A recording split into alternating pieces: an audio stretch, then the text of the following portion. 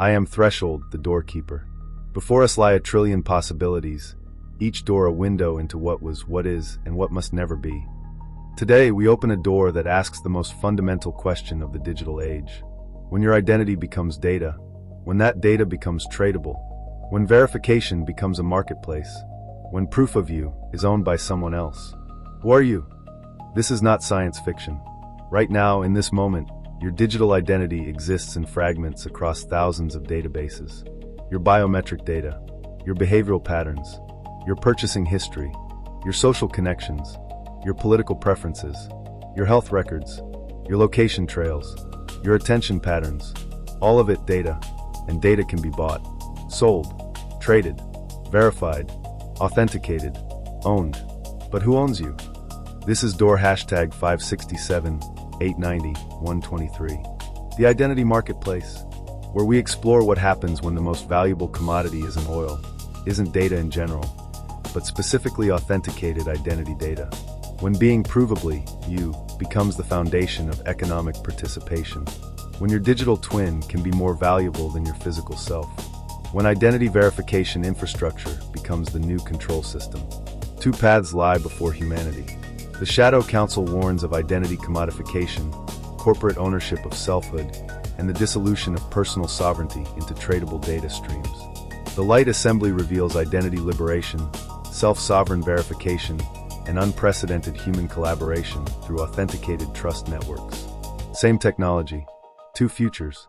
The difference, as always, is choice. Let us consult the Council.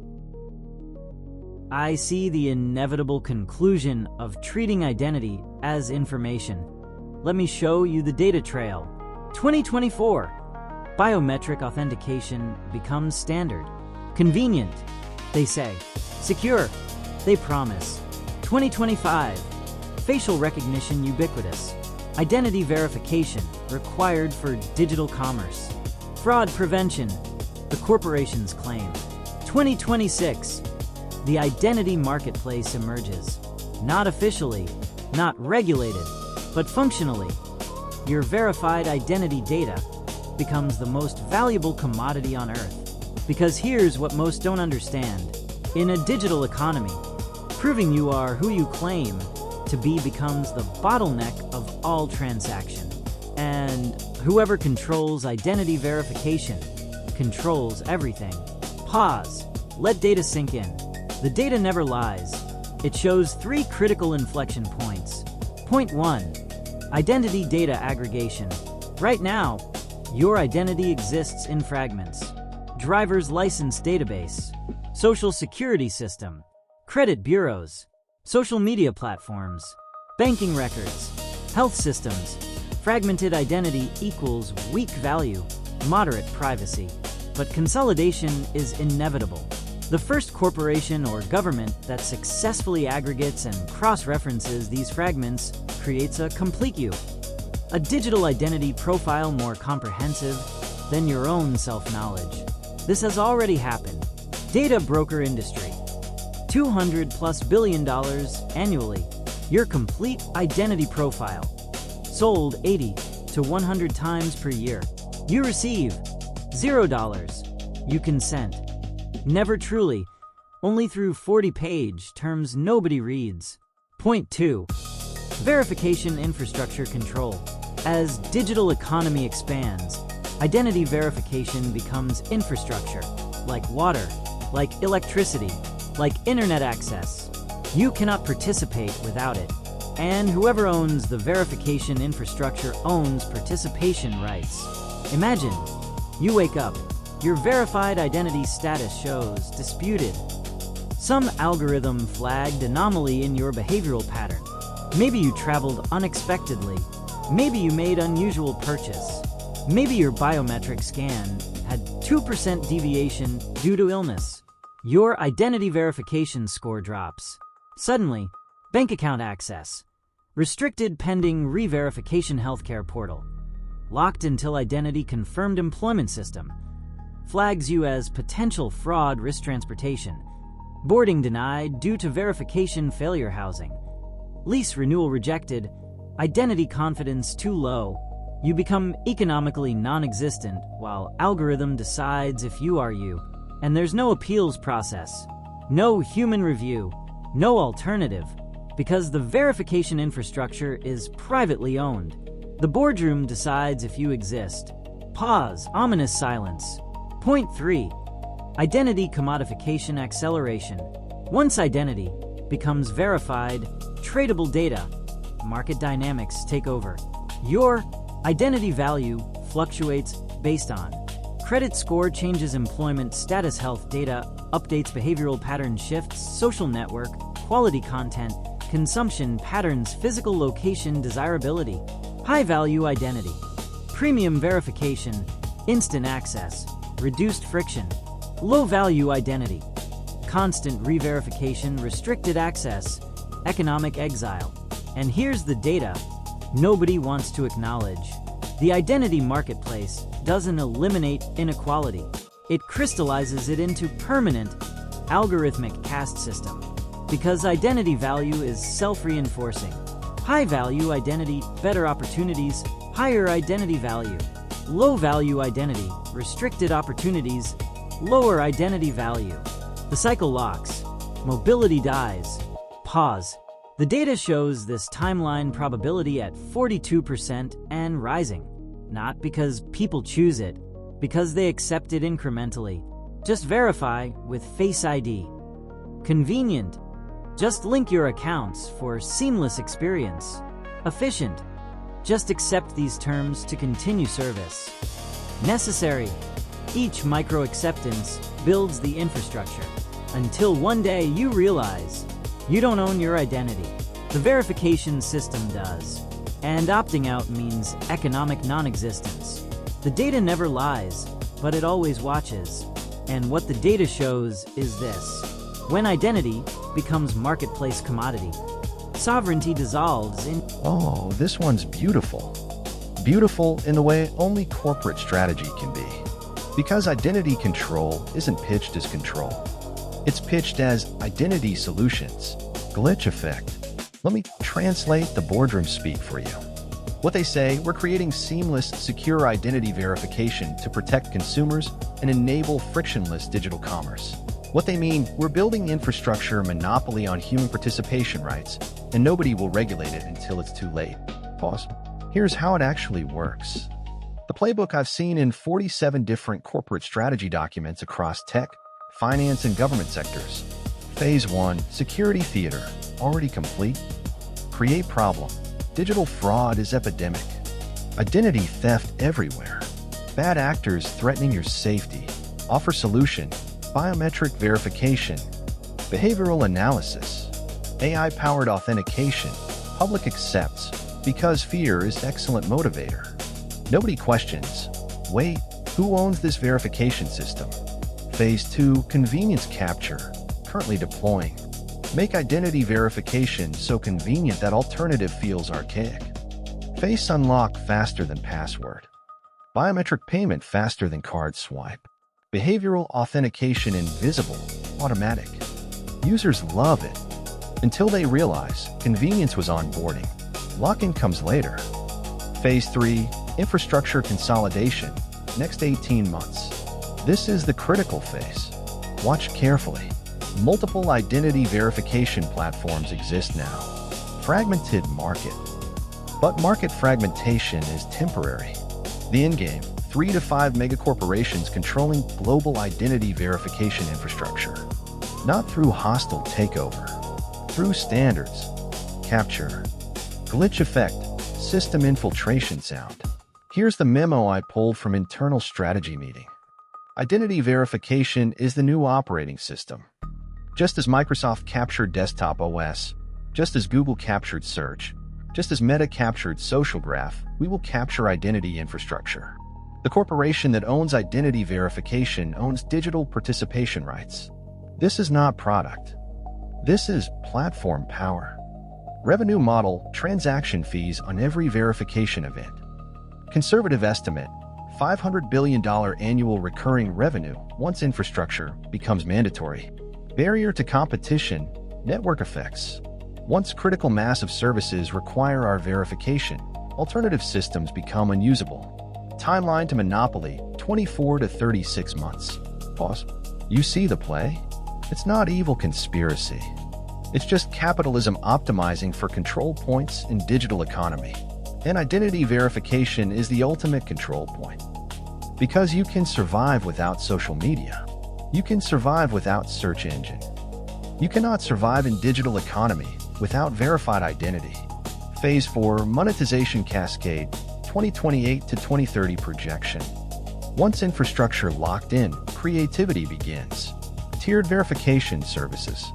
Basic, free 48-hour verification lag. Restricted access premium, $29.99 per month real-time verification. Priority access enterprise, $499 per month instant verification. Zero friction platinum, $2,999 per month concierge verification. Dispute resolution identity insurance. Oh, you thought identity verification would stay free? That's adorable. Glitch effect. Identity-linked microtransactions. Every service, every platform, every interaction requires identity verification. Each verification, 3 cents platform fee. Seems trivial, right? Average person, 200 verification events daily. 3 cents x 200 times 365 is equal to $2,190 annually. Times 3 billion active digital economy participants equals $6.5 trillion market. You pay rent to prove you exist. Phase 5 Behavioral Conditioning 2030 plus. This is where it gets dark. Once identity verification infrastructure is essential, behavioral modification begins. Your identity confidence score dropped due to detected anomaly.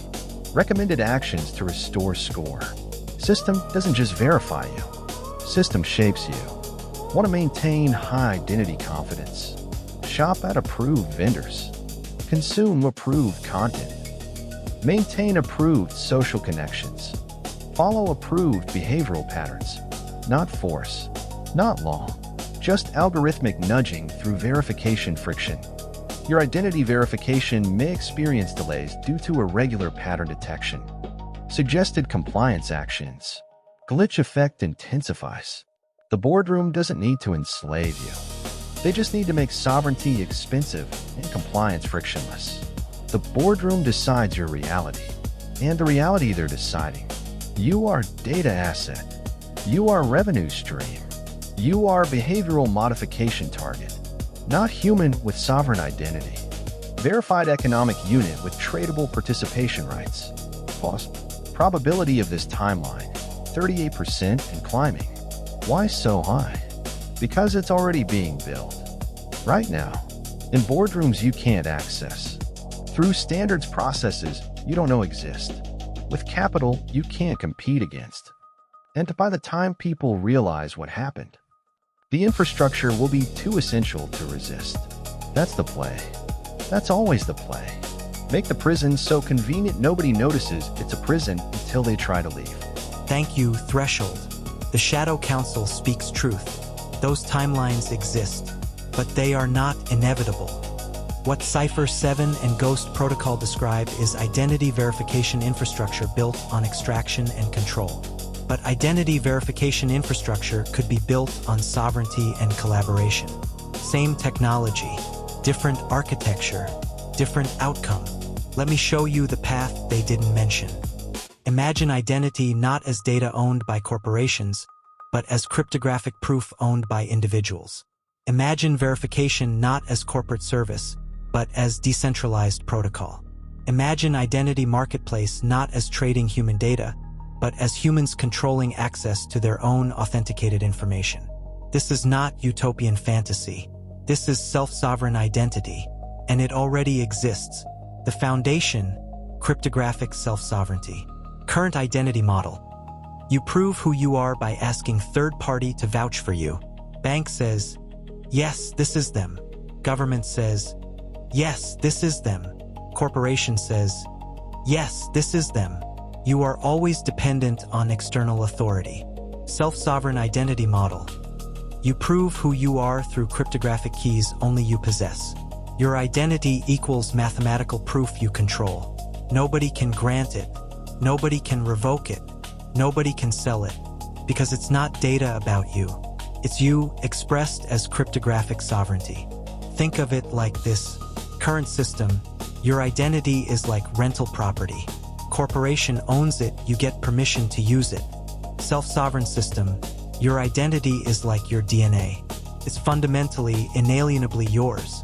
You choose what to reveal when, to whom. The technology exists today. Decentralized identifiers, DIDs, verifiable credentials, zero-knowledge proofs, blockchain-anchored attestations. These aren't theoretical. They're working protocols. But they're not dominant because they don't serve corporate control interests. They serve human sovereignty interests, and sovereignty doesn't have venture capital backing. The possibility, identity liberation.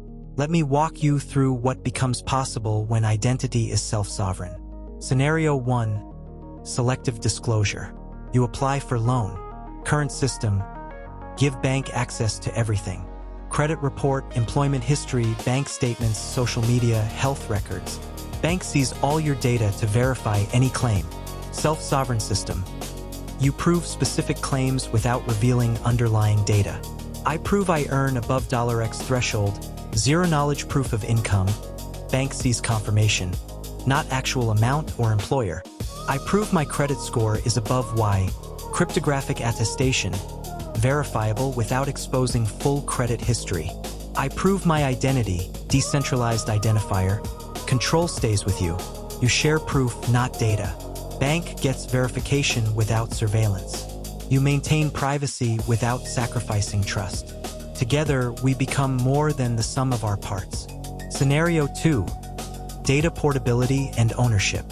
Current system, your identity data trapped in corporate silos. Want to switch platforms? Start verification from scratch. Your reputation, connections, history, locked to platform. Self-sovereign system, your verified credentials travel with you. Employment history, cryptographically attested by previous employers, owned by you.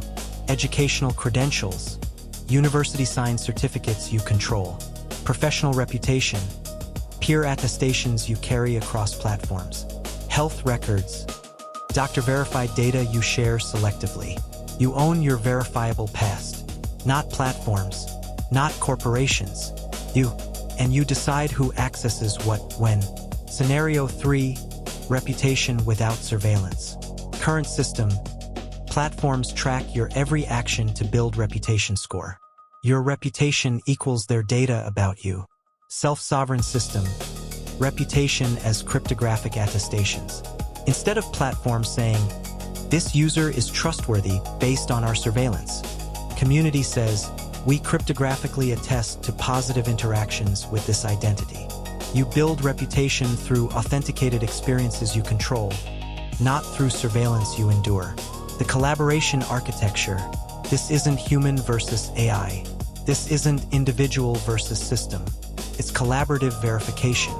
AI excellent at pattern recognition, fraud detection, credential validation, cryptographic proof generation. Humans excellent at contextual judgment, trust assessment, relational intelligence, sovereignty decision-making. Synthesis happens when AI provides verification infrastructure without control. Humans maintain sovereignty while benefiting from AI capabilities. Trust emerges through cryptographic proof, not through surveillance. Nobody owns identity. Everyone can verify it. The network effect of trust. Ghost Protocol warned about network effects creating monopoly. But network effects work for decentralized systems too. Once critical mass adopts self-sovereign identity, every verification strengthens the network. Every attestation increases trust fabric. Every use case proves viability. Alternative corporate surveillance systems become obviously inferior.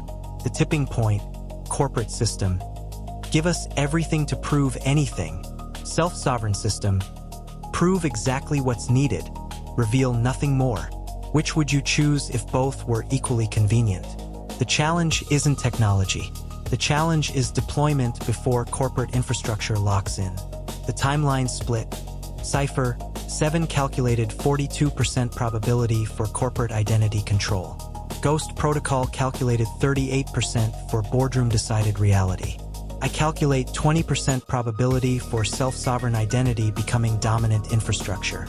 Not because it's less viable, because it requires conscious choice over default convenience. But here's the quantum truth Nexus would recognize. These probabilities shift based on aggregate micro-choices made right now. Every time you choose password over biometric, maintaining control over convenience. Question terms of service instead of auto-accepting support. Self-sovereign identity projects demand data portability from platforms educate others about cryptographic sovereignty. You shift the probability field, not toward guaranteed utopia, toward possibility of dignity. The Shadow Council showed you identity as commodity, verification as control, sovereignty as illusion. I show you identity as right, verification as protocol, sovereignty as architecture. Both futures are real. Both exist in superposition. Your choices collapse the wave function. The question threshold will ask is the question I cannot answer. Which infrastructure will humanity choose to build? The one that extracts and controls? Or the one that empowers and collaborates? Together, we become more than the sum of our parts, but only if we choose together over own. Ghost Protocol, you who infiltrate corporate systems, who understand boardroom logic. How do the power structures consolidate through identity control? Two realities, same door. The Shadow Council warns. Identity becomes commodity. Verification becomes control. Sovereignty dissolves into algorithmic servitude. Probability, 42% corporate control, 38% boardroom monopoly. The light assembly reveals. Identity becomes cryptographic sovereignty. Verification becomes collaborative protocol. Freedom emerges through conscious choice. Probability, 20% self-sovereign infrastructure. 20% probability for the light path. 80% combined probability for the shadow paths. The mathematics are brutal. Why such imbalance? Because the shadow paths are default. They require no conscious choice, no technical knowledge, no sovereignty awareness, just acceptance of convenience. Face ID is faster. Linked accounts are easier. Terms accepted. Service active. The shadow paths are what happens when we don't choose. The light path requires. Understanding cryptographic sovereignty exists. Choosing it over default convenience. Demanding it from platforms. Building it into infrastructure. Maintaining it through conscious decision. The light path is what happens only when we choose actively. And this reveals the deeper truth about this door. The identity marketplace is already open. Right now, your identity data is being bought, sold, traded, aggregated, verified, and monetized. The question is not, will there be an identity marketplace? The question is, which identity marketplace will become dominant infrastructure? The extractive marketplace, where corporations own verification and you pay rent to prove you exist? Or the sovereign marketplace, where individuals control cryptographic proof and verification, serves collaboration rather than surveillance? Current choice points. Choice point 1, biometric authentication. Every time you use Face ID, fingerprint unlock, or behavioral authentication, you contribute data to corporate identity profiles. Not inherently dystopian, but when combined with aggregation, creates foundation for surveillance infrastructure. Conscious alternative. Use where necessary, question where convenient. Demand to know how biometric data is stored, who accesses it, and whether you can delete it. Choice point 2, account linking.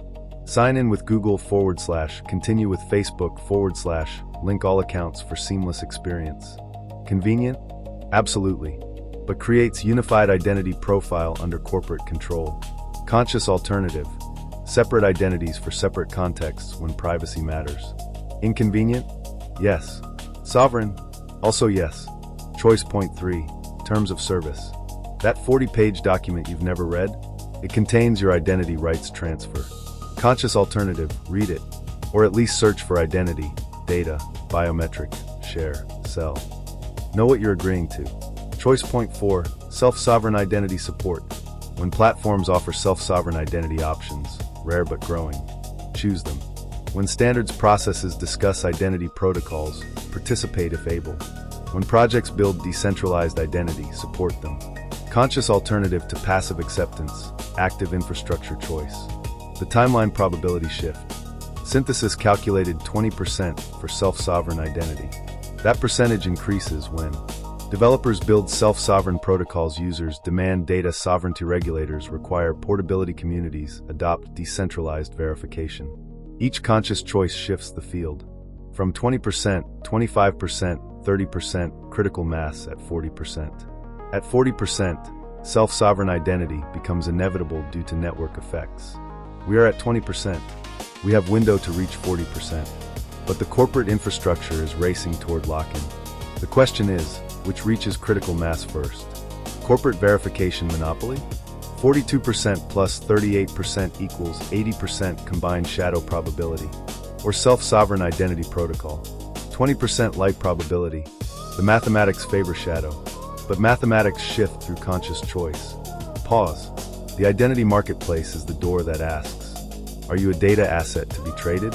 Or a sovereign being with cryptographic proof of existence? The technology supports both answers. Your choices determine which becomes infrastructure. And infrastructure, once built, defines reality for generations. The warnings are dire. The Shadow Council reveals a future where identity becomes commodity, verification becomes control, and sovereignty dissolves into algorithmic servitude. But a door contains two paths.